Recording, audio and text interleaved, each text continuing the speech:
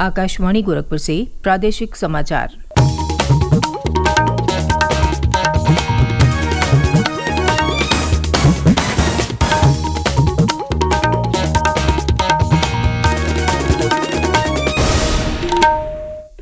नमस्कार। समाचार बुलेटिन के साथ मैं सुकीर्ति अस्थाना। पहले मुख्य समाचार।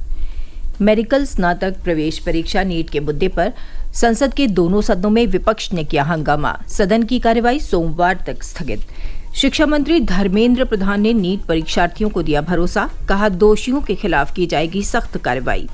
मैन्युफैक्चर्ड सैंड को प्राकृतिक बालू और मोरंग का विकल्प बनाएगी प्रदेश सरकार। नीति बनाने को लेकर मुख्यमंत्री योगी आदित्यनाथ ने की समीक्षा बैठक। और राष्ट्रीय परीक्षा एजेंसी ने की यूजीसी नेट परीक्षा की नई तारीखों की घोषणा। 10 जुलाई से 4 सितंबर के बीच होंगी अलग अलग परीक्षाएं।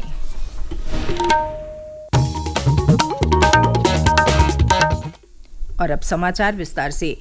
मेडिकल स्नातक प्रवेश परीक्षा नीट के मुद्दे को लेकर संसद के दोनों सदनों लोकसभा और राज्यसभा में विपक्ष ने काफी हंगामा किया। इसके चलते दोनों सदनों की कार्यवाही सोमवार 11 बजे तक के लिए स्थगित कर दी गई।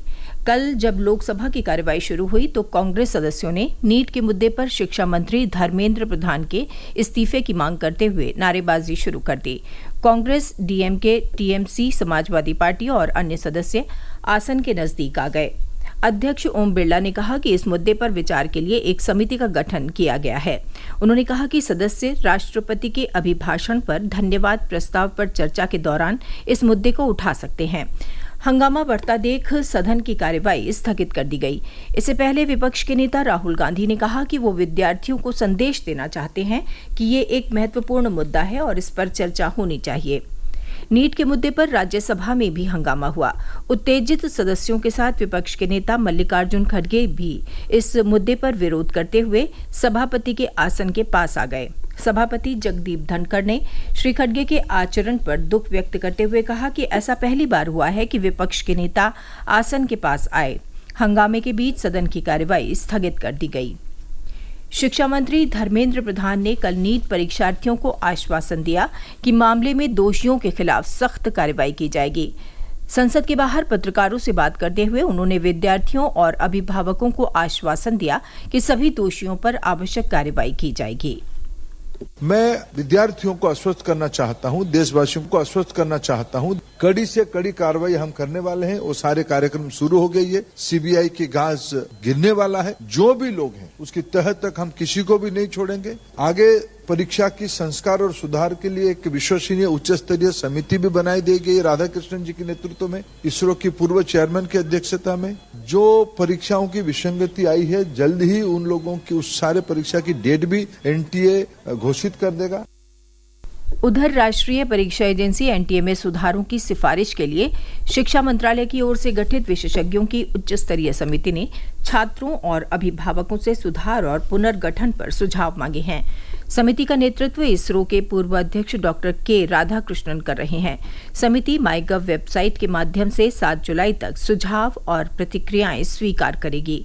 समिति को 2 महीने के भीतर शिक्षा मंत्रालय को अपनी रिपोर्ट सौंपने के लिए कहा गया है, जिसमें परीक्षा प्रक्रिया और डेटा सुरक्षा प्रणाली में सुधार तथा एनटीए की संरचना और कार्यशैली पर सिफारिशें की जाएंगी। प्रधानमंत्री नरेंद्र मोदी कल सुबह 11 बजे आकाशवाणी से मन की बात कार्यक्रम में देश विदेश में लोगों के साथ अपने विचार साझा करेंगे। ये इस रेडियो कार्यक्रम की 111वीं कड़ी होगी। श्री मोदी के लगातार तीसरी बार प्रधानमंत्री पद संभालने के बाद मन की बात का ये पहला कार्यक्रम होगा। इसे आकाशवाणी के समूचे नेटवर्क, एआईआर न्यूज वेबसाइट और news on AIR mobile app पर प्रसारित किया जाएगा।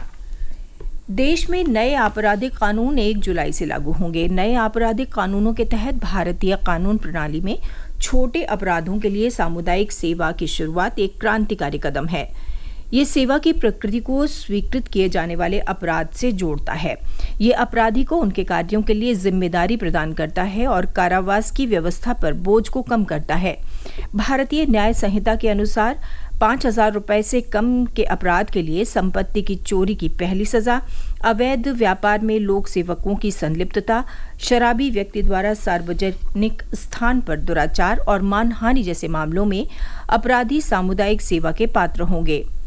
प्रदेश के पुलिस महानिदेशक प्रशांत कुमार का कहना है कि नया कानून महिलाओं और बच्चों के प्रति होने वाले अपराधों में त्वरित और सख्त कार्रवाई के रास्ते खोलेगा।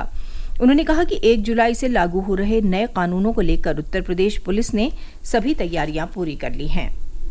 प्रादेशिक समाचार आप आकाशवाणी गोरखपुर से सुन रहे हैं। ये समाचार बुलेटिन हमारे YouTube channel AIR news Gorakhpur और एक्स हैंडल AIR_GKP पर भी उपलब्ध है। मुख्यमंत्री योगी आदित्यनाथ ने प्राकृतिक बालू और मोरंग के स्थान पर मैन्युफैक्चर्ड सैंड यानी एम सैंड को प्रोत्साहित करने के लिए नीति बनाने के निर्देश अधिकारियों को दिए हैं। कल लखनऊ में एक उच्च स्तरीय बैठक में मुख्यमंत्री ने कहा कि एम सैंड पर्यावरण और नदियों के संरक्षण के लिए एक बेहतर विकल्प साबित होगा। उन्होंने कहा कि एम सैंड को बालू और मोरंग का विकल्प बनाए जाने पर रोजगार के नए अवसर भी सृजित होंगे। बैठक में मुख्यमंत्री ने खनन विभाग की प्रस्तावित नीति पर भी चर्चा की और खनन पट्टा धारकों की सुविधा के लिए ई परिवहन परमिट जिलों से ही जारी करने के निर्देश दिए। मुख्यमंत्री योगी आदित्यनाथ आज डीबीटी के माध्यम से प्रदेश के परिषदीय स्कूलों में पढ़ने वाले बच्चों के अभिभावकों के बैंक खातों में 1200 रुपए की धनराशि भेजेंगे। अभिभावक इस धनराशि से अपने बच्चों के लिए स्कूल यूनिफॉर्म, जूता, मोजा, स्टेशनरी और बैग खरीद सकेंगे। धनराशि जारी करने का यह कार्यक्रम आज लखनऊ के लोक भवन सभागार में 11 बजे आयोजित किया जाएगा। इस कार्यक्रम में मुख्यमंत्री प्रदेश के 165 उच्चीकृत कस्तूरबा गांधी बालिका इंटर कॉलेजों के भवनों का भी लोकार्पण करेंगे। पहली बारिश में अयोध्या के रामपथ की कुछ जगहों पर सड़क धंसने के मामले में प्रदेश सरकार ने सख्त रुख अपनाया है। मामले में लोक निर्माण विभाग और जल निगम के 2 अधिशासी अभियंता, 2 सहायक अभियंता और 2 अवर अभियंता को निलंबित कर दिया गया है। साथ ही सड़क निर्माण की कार्यदायी संस्था को नोटिस जारी की गई है। राष्ट्रीय परीक्षा एजेंसी एनटीए ने विश्वविद्यालय अनुदान आयोग की राष्ट्रीय पात्रता परीक्षा यूजीसी नेट की नई तारीखों की घोषणा कर दी है। एजेंसी द्वारा जारी सूचना के अनुसार कंप्यूटर आधारित national common entrance test NCET परीक्षा 10 जुलाई से तथा वैज्ञानिक और औद्योगिक अनुसंधान परिषद CSIR की संयुक्त यूजीसी नेट परीक्षा 25 जुलाई से 27 जुलाई तक होगी, जबकि जून 2024 के लिए प्रस्तावित यूजीसी नेट परीक्षा का आयोजन 21 अगस्त से 4 सितंबर के बीच किया जाएगा। वहीं अखिल भारतीय आयुष स्नातकोत्तर प्रवेश परीक्षा 6 जुलाई को होगी। महान राष्ट्रभक्त महाराणा प्रताप के अनन्य सहयोगी दानवीर भामाशाह की जयंती को आज प्रदेश सरकार के निर्देश पर राज्य के सभी जिलों में व्यापारी कल्याण दिवस के रूप में मनाया जाएगा। इस अवसर पर सभी जनपदों में विविध कार्यक्रमों का आयोजन करके चुनिंदा व्यापारियों को सम्मानित किया जाएगा। व्यापारी कल्याण दिवस मनाने को लेकर मुख्य सचिव दुर्गा शंकर मिश्र ने सभी जिलाधिकारियों को व्यापक दिशा निर्देश जारी किए हैं। वाराणसी के काशी विश्वनाथ धाम में बढ़ती भीड़ को देखते हुए काशीवासियों को अब अलग द्वार से प्रवेश की अनुमति मिलेगी। यह सुविधा सावन माह शुरू होने से पहले मिलने लगेगी। इसे लेकर प्रशासन की तरफ से तैयारियां पूरी कर ली गई हैं। प्रदेश के कई जिलों में कल हुई बारिश और तेज हवाओं से मौसम सुहावना हो गया है। मौसम विभाग का पूर्वानुमान है कि प्रदेश के 45 से अधिक जनपदों में आज बारिश हो सकती है।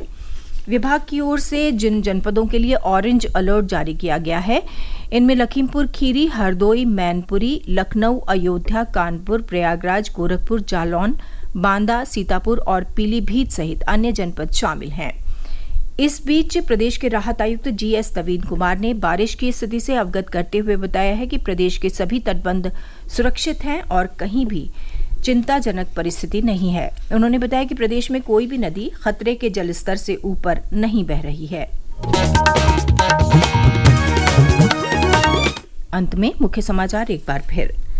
मेडिकल स्नातक प्रवेश परीक्षा नीट के मुद्दे पर संसद के दोनों सदनों में विपक्ष ने किया हंगामा।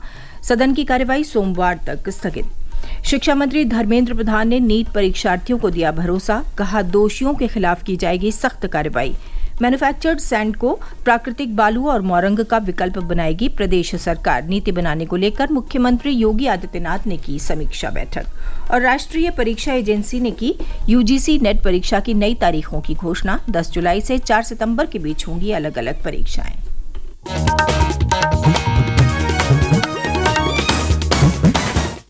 इसके साथ ही समाचार बुलेटिन समाप्त हुआ। नमस्कार।